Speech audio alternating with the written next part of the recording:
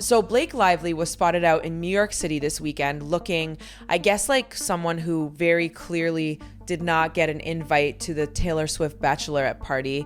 And look, I'm not saying she was standing outside her apartment just waiting for paparazzi to catch her looking left out, but the timing is just so perfect. It's almost painful. Blake Lively, who spent years being photographed coming out of Taylor's Tribeca apartment. Blake Lively, who had Taylor name drop her kids in songs. Blake Lively, who directed a music video for Taylor's Bestie and got a shout out on the album, is now apparently on the outside of the inner circle. And the thing is, nobody's actually surprised. This has been building for months, and if you've been paying attention to how the pieces have fallen since the whole It Ends With Us press tour implosion, the fact that Blake Lively wasn't at that party tells you everything you need to know about where she stands right now. So here's what makes this genuinely fascinating. The TMZ team was talking about it on the show, and one of them said something that I think a lot of people are thinking but not saying out loud. They argued that Ryan Reynolds is just as upset about this as Blake Lively is, maybe more. And honestly, I think that's exactly right. Ryan Reynolds spent years positioning himself as part of Taylor's squad by proxy. He was the guy who got name checked in the Forbes article about Taylor's squad as the only man allowed in. He was the one who got Deadpool cameos and song references and that whole organic friendship narrative that works so well for both of them. Ryan Reynolds doesn't just lose a friend here, he loses proximity to the most powerful cultural force in the entertainment industry. And you know he's aware of that. This is Ryan Reynolds, who treats his public image like a business asset. Everything is calculated. So being frozen out of Taylor Swift's wedding, that's not just hurt feelings, that's brand damage. The TMZ conversation then took a turn that I genuinely loved because it exposed something real about how these celebrity friendships actually work. One of them floated this idea: what if all the people who didn't get invited, the exes, the former friends, the people Taylor has had public falling outs with, what if they all got together for their own thing on July 4th weekend? Joe Alwyn, Kanye West, Kim Kardashian, Scooter Braun, Calvin Harris, John Mayer, Jake Gyllenhaal, just a whole room of people who have been publicly villainized at some point in the Taylor Swift narrative. And it's a funny bit, but the next thing they said was the truth. Someone pointed out that every single one of those people, if they got a last minute invite, would drop everything and go to that wedding. Every single one. And that's not speculation, that's just how this works. Taylor Swift's approval is currency. Her friendship is access. Her wedding is the social event of the decade, and being there means something in Hollywood. Being excluded means something too. Blake Lively knows this better than most because she lived inside that access for years. She was the one who got the secret album listening parties. She was the one whose daughter's voice opened a track. She was in the inner circle, and now she's just out, not publicly fought with, not subtweeted about, just quietly, conspicuously out. And that's actually worse because there's no narrative to control. There's no breakup statement to issue. There's just absence. Blake Lively wasn't there. Blake Lively was photographed elsewhere. Blake Lively is no longer part of the story. And I think what makes this whole situation even more layered is that it's happening against the backdrop of what TMZ is calling their Taylor Travis Wedding Watch 2026. Travis Kelce apparently had his bachelor party this weekend. And I need to talk about that for a minute because the itinerary is genuinely unhinged in the best way. Travis Kelce, Jason Kelce, and about 8 friends started in LA at Barney's Beanery, which apparently is where Taylor had a birthday party a couple years ago, so it's not as random as it sounds. Then they went to a NASCAR event, which I'm pretty confident Taylor Swift has never attended and probably never will. Then they hit a Chris Lake concert in Los Angeles. And if you don't know who Chris Lake is, he's a massive DJ, and the TMZ crew had to explain that to Harvey while showing footage of Travis dancing in a crowd with bubbles everywhere. Then they somehow ended up in San Diego at a Dave Chappelle show, getting onto a party bus while Dave Chappelle himself shouted out Travis from the stage. That's a 4-day bachelor party across multiple cities with NASCAR and house music and Dave Chappelle and bubbles.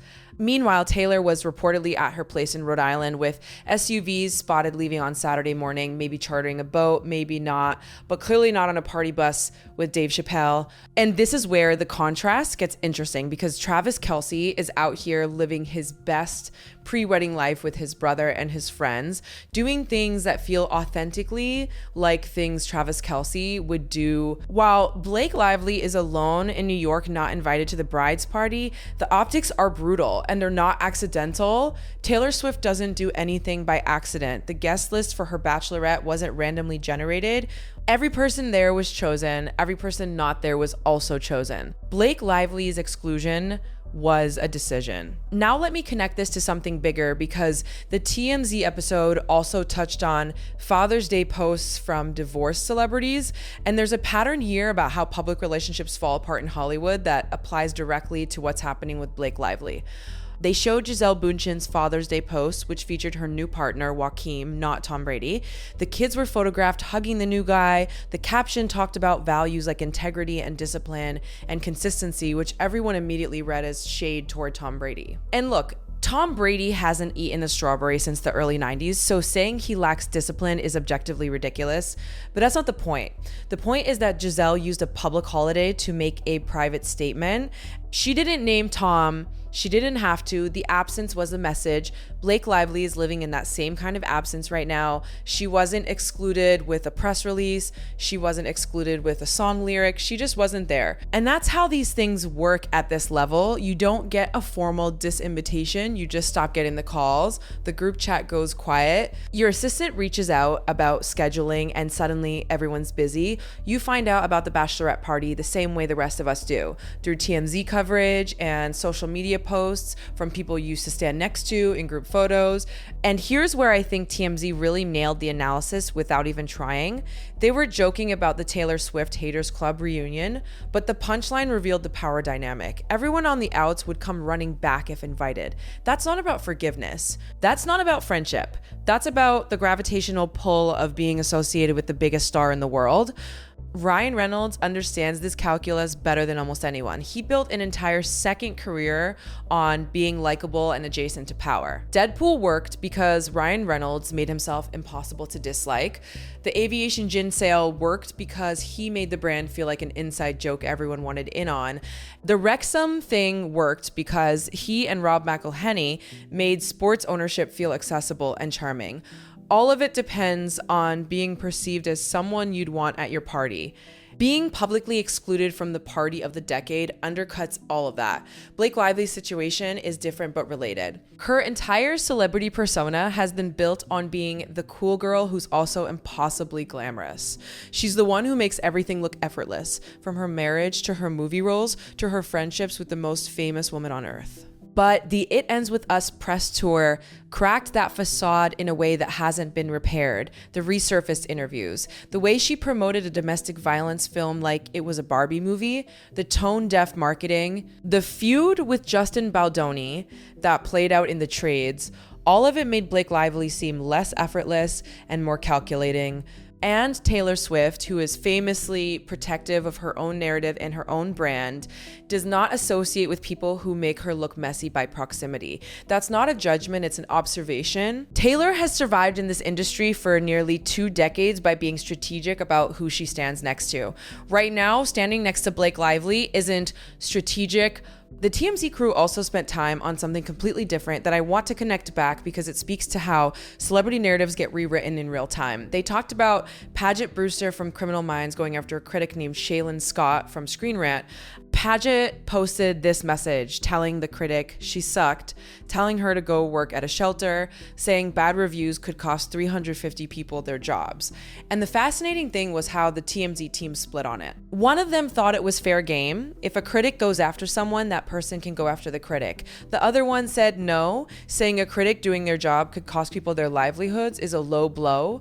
Paget eventually apologized, said she sucked, walked it back, but the whole exchange shows how quickly the narrative shifts when someone in power punches down at someone with less power. The critic wasn't trying to get anyone fired, the critic was doing her job. And Paget Brewster, who has been on a successful show for years, looked like a bully for a minute. Blake Lively is in a similar position right now, but the power dynamic is inverted. She's not the one punching down, she's the one being frozen out by someone with more power. And that's uncomfortable to watch because Blake Lively is still a movie star. She's still married to Ryan Reynolds. She still has access and wealth and influence that most people will never have. But in the specific ecosystem of celebrities, she's on the outside right now, and everyone can see it. The paparazzi photos of her in New York weren't random. The timing wasn't coincidental. She was out while The Bachelorette was happening, and the subtext was impossible to miss. And look, maybe this all blows over. Maybe Blake Lively and Taylor Swift have a private conversation and everything gets patched up, and she's at the wedding in July. Taylor Swift has reconciled with people before. The guest list probably isn't finalized until the last minute, but the fact that we're even having this conversation, the fact that TMZ is running segments about who's in and who's out, the fact that Blake Lively's exclusion is a story, that's already damage done. In celebrity, perception is reality. If people perceive you as being on the outs, you're on the outs. If people perceive your friendship as transactional and expired, it's transactional and expired. Blake Lively can't unhave this weekend. The photos exist. The Bachelorette happened without her. The narrative has momentum. The other thing TMZ touched on that I think is relevant here is the Clive Davis obituary. Clive Davis died at 94, and the tributes talked about how he didn't just discover talent, he resurrected careers. He brought Dionne Warwick back when everyone thought she was done. He could look at someone whose moment seemed over and find a way to make them relevant again. That's the rarest skill in entertainment. And right now, Blake Lively needs someone like that. She needs a Clive Davis figure who can look at the situation and see a path forward that isn't just waiting for Taylor Swift to forgive her. Because waiting for Taylor to forgive you is not a career strategy. It's a hostage situation where you're the hostage and the hostage taker doesn't even know you're waiting. The TMZ episode wrapped with some lighter stuff. Serena Williams coming back to play Wimbledon at 44, which is genuinely incredible regardless of how she does. Miranda Kerr on an African safari with Evan Spiegel celebrating his new Specs glasses. J-Lo at Ariana Grande's concert looking chill and not drawing attention to herself, which is how J-Lo has been moving lately, just quietly existing in spaces without making everything about her. And honestly, that might be the move for Blake Lively too. Just be quiet for a minute. Let the narrative exhaust itself. Stop trying to control the story and just let people forget why they were annoyed in the first place. But that's not really the Blake Lively playbook. The Blake Lively playbook is charm offensive. It's Ryan Reynolds tweets. It's coordinated paparazzi walks with perfect outfits. It's making sure everyone knows you're fine, you're great, you're not bothered. The problem is that when you're not invited to the biggest wedding of the year, acting unbothered just looks like acting. And I want to pause on that point because it's actually the crux of the whole thing. The reason Blake Lively's situation resonates with people isn't just because it's celebrity gossip. It's because everyone at some point has been the person who didn't get the invite. Everyone has scrolled through social media and seen their friends at a party they weren't told about. Everyone has felt that specific sting of realizing you're not as inside as you thought you were. The difference is that when it happens to regular people, it's just a bad weekend. When it happens to Blake Lively, it's a content cycle that gets analyzed and dissected and served up to millions of people who are all too happy to watch the popular girl get a taste of exclusion. There's a Schadenfreude element here that's inescapable. Blake Lively has been positioned as the ultimate insider for so long. The girl who married the funny guy, the girl who's best friends with the biggest pop star on earth, the girl who makes everything look easy. That watching her stumble feels almost cathartic to an audience that's been sold that image for a decade. And the truly brutal part is that Taylor Swift knows all of this. She knows that her silence is deafening.